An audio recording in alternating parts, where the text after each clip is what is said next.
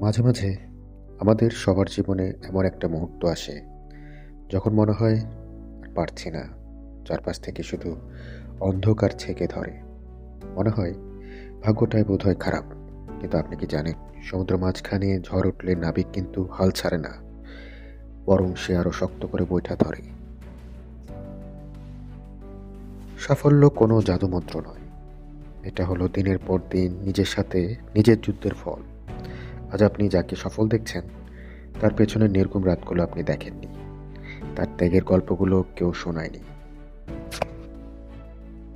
লোকে আপনাকে নিয়ে হাসছে, আপনাকে অবজ্ঞা করছে।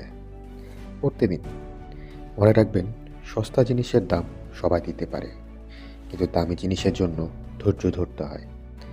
আপনি নিজেকে কতটা দামি মনে করেন, সেটাই এখন প্রমাণ করার সময়। আঘাত ছাড়া যেমন কোনো ভাস্কর্য তৈরি হয় না, তেমনি কষ্ট ছাড়া কোনো মানুষের চরিত্র তৈরি হয় না। আজ আপনার যে ব্যথা হচ্ছে, আগামীকাল সেটাই হবে আপনার শক্তি।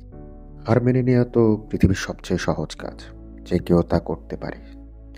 কিন্তু আসল নায়ক সেই, যে হাজারো প্রতিকূলতার মাঝে দাঁড়িয়ে বলতে পারে, আমি শেষ দেখে ছাড়ব।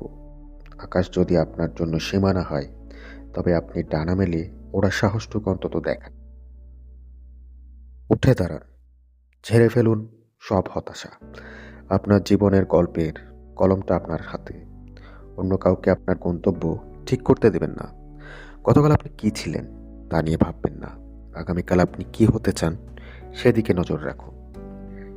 পৃথিবীকে দেখিয়ে দিন যে আপনি শুধু বেঁচে থাকার জন্য জন্মাননি, আপনি জন্মেছেন ইতিহাস গড়ার জন্য। মনে রাখবেন, যতক্ষণ আপনার শ্বাস আছে ততক্ষণ আপনার জেতার সুযোগও আছে। লড়াইটা আপনার, তাই জেতার দায়িত্বটাও আপনারই। আজ থেকে শুরু করুন। শুভকামনা রইল। ভিডিওটি ভালো লাগলে লাইক শেয়ার করে চ্যানেলটিতে সাবস্ক্রাইব করে দিন। ধন্যবাদ।